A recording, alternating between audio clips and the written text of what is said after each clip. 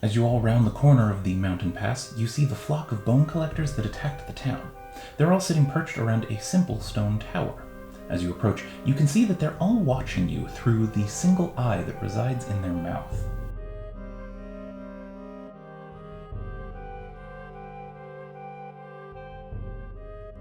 Hello, and welcome to Tuna's Tales. This time on Pondering Monsters, we'll be going over the conclusion to my last video, where the heroes came across a small village that was about to be besieged by a flock of undead creatures called bone collectors.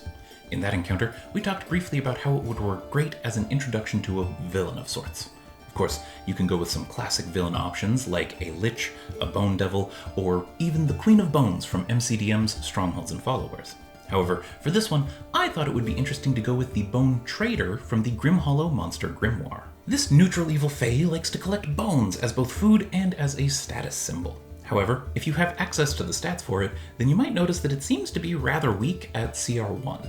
You put a 5th level party of 5 against this, and it's not going to last that long. So, if you're curious how we can use this to challenge our parties, then stick around as we get into it. After a long trek through the mountains, our heroes find themselves approaching a simple stone tower. When they left the village, they followed the flock of bone collectors to this location, and they're sure that the being controlling them resides within. They approach the door, and without hesitation, kick it down. They go storming through the tower and come across a gauntlet of traps and various monsters made out of bones of all sorts. The climb up the tower is hard, but they eventually make it to the top, where they confront the master of the flock. Before them stands a well-dressed and rather pale-looking elf. Its whole body appears shrunken, and its head seems almost too small for the body it's attached to. It tries to explain to our heroes that it has to steal bones, or else. When that doesn't work, it tries to bargain with our heroes for its freedom. However, they aren't having any of it, and our heroes waste no time in their assault on this being. As they begin to fight it, it draws the bones scattered about the lair towards itself to act as armor. The fight was rough, but eventually our heroes managed to deliver the final blow to the villain. As the fey creature was vanquished, it called out to a being greater than itself to apologize for its failure. Looking around concerned, our heroes made their way out of the tower to return to the village with the good news that they shouldn't be plagued by these undead anymore. However, they couldn't help but wonder if they'd done the right thing. A fey creature? Really? What? I think its flavor lines up nicely with the bone collectors. Is there something wrong with using a fey? I guess not. I was just thinking that there'd be something more substantial. You want substantial? I can give you substantial. Come on, what you got for questions here? Well, the most obvious one to me is that doesn't this creature seem too weak? Because it's a CR1 creature. Yeah, isn't a 5th level party just gonna tear through it? If we throw this creature against the party right out of the box, then yeah, we're going to need to modify it first for sure. What if I don't want to modify it? Then this combat's going to be over really quickly, though that isn't the worst outcome. What do you mean? If we spin this boss as working for someone else, then an easy combat can help to serve that. Hold on, now this boss is just an underling to another bigger boss? That is an option you can go with. I'll be looking into how that can work later, but if you don't like it, then don't do it.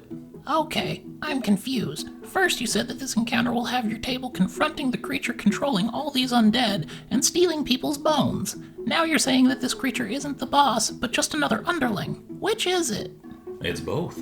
Tuna. No, really. You can use this for either of those scenarios, or for both at once if you really want. If you want this creature to be the end goal for your players, then you can buff it in advance. If you want this creature to be the lackey to an even larger threat, then you can prepare for that. And if you want to use both of these together, then I'm not going to stop you. Then who's the real big bad behind the curtain here?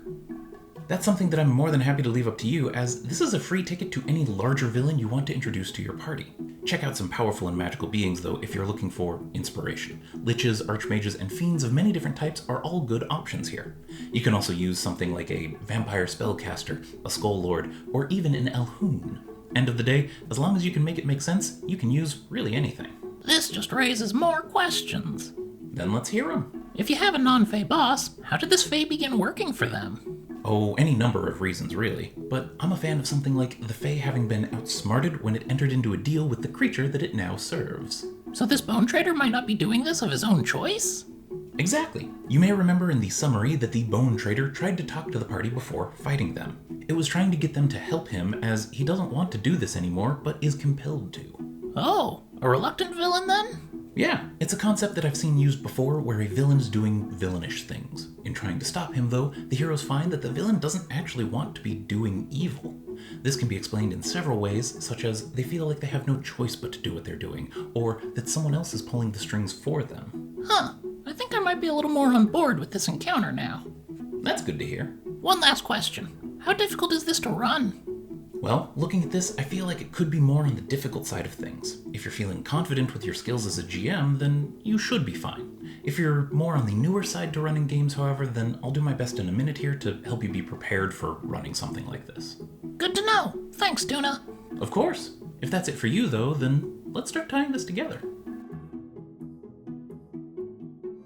Your travel towards the last known location of the flock of bone collectors that attacked the nearby town has been treacherous, to say the least.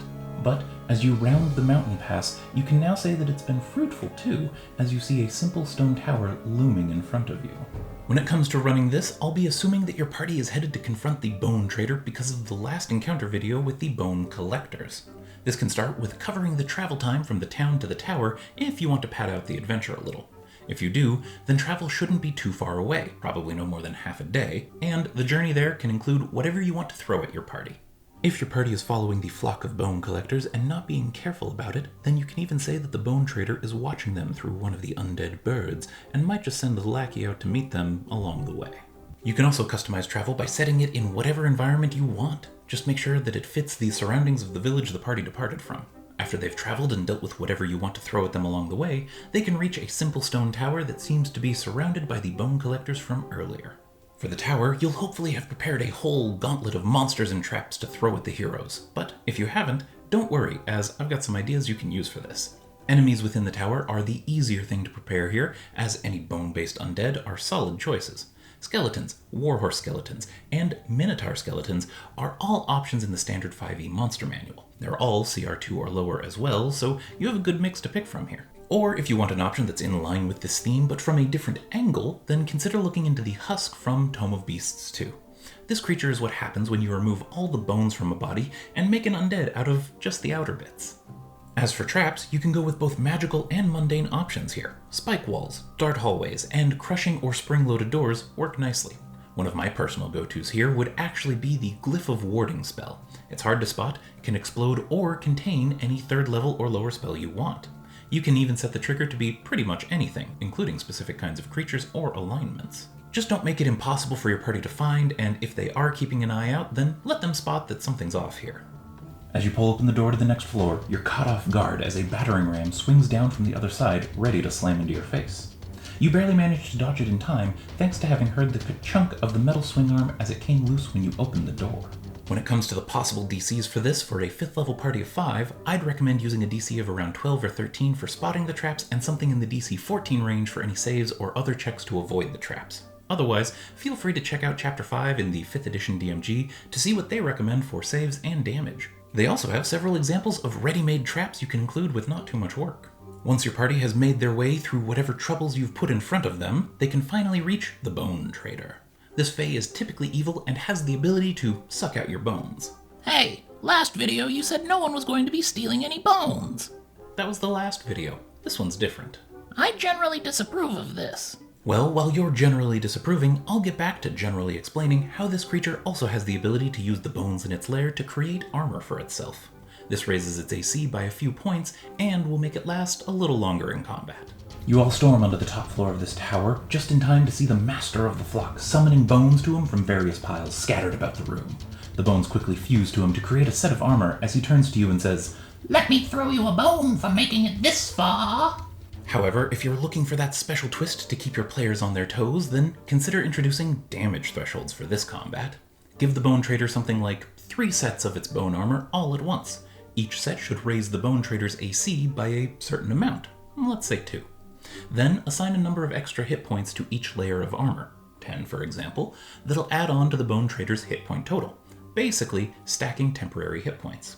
This then gives your Bone Trader an 18 AC and 30 extra hit points at the start of combat. Now, for every 10 hit points of damage that your party does, the Bone Trader loses a set of armor, reducing its AC until eventually it's back to its normal stats. This will let the final combat go on a little longer and feel more meaningful. Of course, you can always not worry about how long the combat is and lean into it being too easy. This is good for the BBEG was being used by an even bigger BBEG approach that I mentioned earlier. As your party defeats the Bone Trader, it can call out to someone that it really tried, or it can thank the party for freeing it from its forced service. Afterwards, I don't see why the real BBEG couldn't make an appearance, or, at the very least, speak out to admonish its now deceased underling. There are actually so many ways that you can take this, like this more powerful being offers the party a chance to work with it, or it steals the now dead Bone Trader because death isn't enough to get out of a deal with it if you want the reoccurring villain approach. Have some fun with this one and get your party worried about the future. Other than that, there isn't really much to get into around the combat with this creature, as its stat block is pretty straightforward. The only thing to really be aware of is its Skellisuck ability, and even that has rules for how that works mechanically. What this leaves us with is figuring out how to make this a challenge for higher level parties. You can scale this up, but since it's so weak to start with, it might be too much to try to use this creature at something like 15th level. You can still do it, but you might be better off picking a different monster at that point. If, however, you're dead set on using the Bone Trader, then you can do some of the following. That whole damage threshold thing I talked about earlier? Yeah, crank that up to 11. Each layer doesn't give 2 AC, it gives 3 or 4 now. And the extra hit points, 25 per layer minimum. You can even give the armor a little refresh based around a successful use of the Skellisuck ability. The amount of damage done with Skellisuck is also how much its bone armor heals. You can also say that if a layer of armor hasn't taken damage yet, that it can then use Skellisuck to start a new layer of bone armor or reform an old layer. All that really leaves for us to change around are the stats. The 2-hit bonuses, the damage, and the DC on its saves are all too low for higher levels. Make the 2-hit a +8 to 11, bump up the damage by a couple damage dice, and set the DCs to the 16 range, and you should be good for 10th and 15th level characters. At higher levels, adding in some smaller bone-based creatures to aid the Bone Trader in combat is also a decent idea.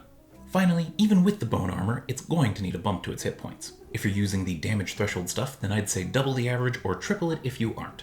With that, you should be in a good spot to run a formerly CR1 creature against a potentially 15th level party. Well, that's all there is to it. Hopefully you didn't trade away too many bones when prepping this, as the medical costs to get them back is probably going to be worth a small dragon's hoard at least. Also, when it comes to the tower that all this takes place in, you may have noticed that I haven't said how many floors it should have. That's because you can use as many as you think your table will have fun with. You can also make it something other than a tower. It's your table. Do what you think is going to be the most fun for everyone. Otherwise, if you liked this encounter and want to see more, then doing that like and subscribe dance would be much appreciated. Of course, if you have any thoughts, questions, or requests for monsters or themes, then feel free to leave them in the comments below. As always, thanks for letting me talk at you all, and until next time, keep pondering.